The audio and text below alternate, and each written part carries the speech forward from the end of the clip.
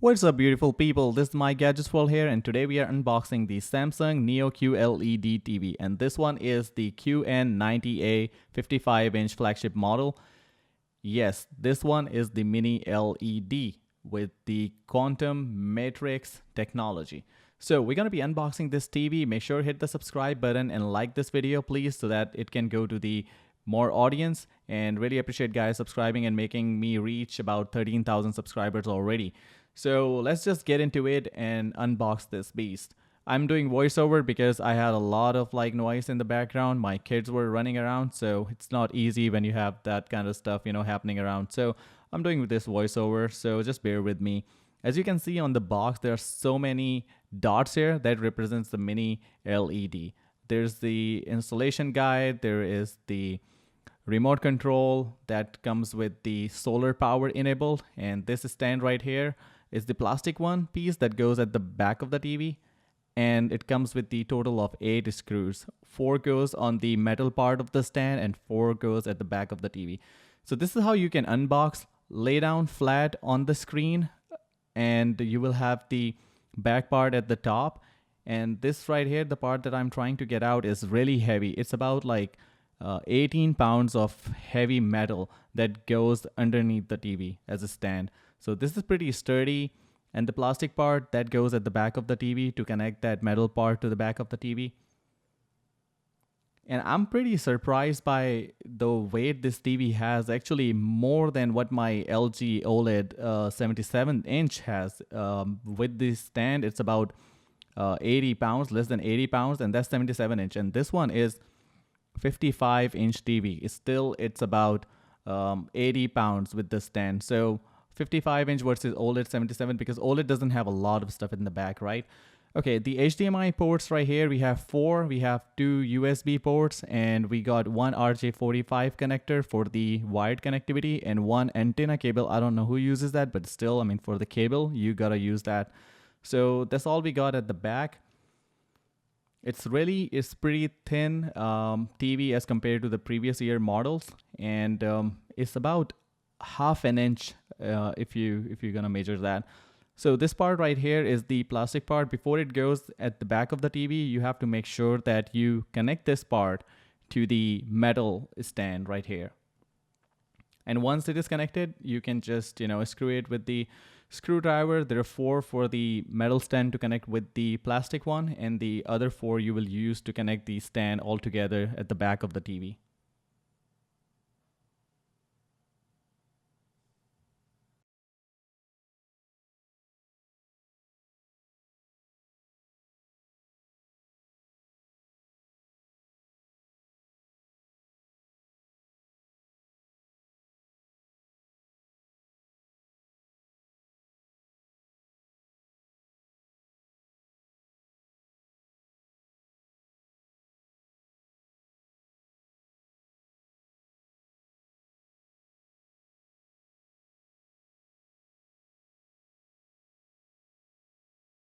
Right, these are the 4 screws that you can put on the back of the TV, and this is how you're gonna attach the stand. It's a pretty simple step. It comes with the 8 screws. 4 screws goes on the metal stand to connect the plastic one that goes at the back of the TV, and then you connect 4 more screws to the back of the TV. And right above that, you will see that there are holes, 4 holes in the square, or 400 by 400. That's what they call it, VESA mount. So you can mount this TV on wall if you want to. This is the protective film that comes on the left and right side. So if you're laying down the screen flat to assemble the stand, it protects the screen from getting scratches. All right, so this is a time when you fire it up and see what's going on. So one thing that I found out, and I was struggling with, that this TV does not give you instructions in the setup to pair this remote control. And this remote control is the most advanced that I've ever seen. It is the powered by solar, and it's powered by USB Type-C. So it's up to you however you want to charge it, and it's just amazing. You don't have to worry about those AAA batteries or AA batteries anymore. So it's really good remote control, and I really give Samsung the credit to come up with this kind of technology, which is solar powered. So it's more green, it's good for them, good for everyone.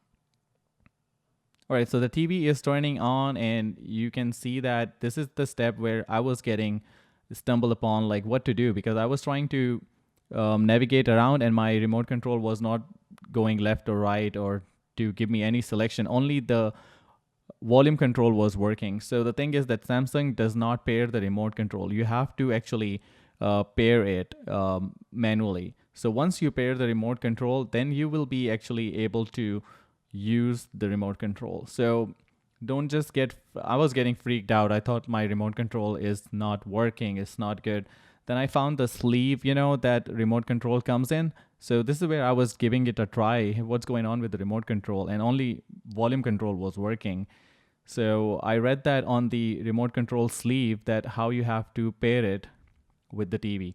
So as soon as I had it paired with the TV, all of that, you know, confusion was gone. It's right here at the top written that you have to press the back button and the play pause button. And as soon as you do that, it will sync it with the TV.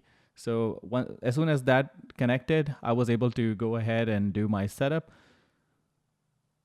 I didn't have any of the device connected to the TV right now because I'm just trying to do the initial impressions and you know, setting up how it is different than the previous year model. So I didn't find it literally different than the last year model. The keyboard has a nice new layout or design, you can call it. That was something different.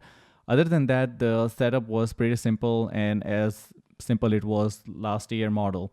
So Samsung has not come with a new and totally different revamped operating system as LG is coming up with their new OS. So LG Web OS, there's going to be a new one. Sony is coming up with the Android OS, which is the Google TV that's going to be built in.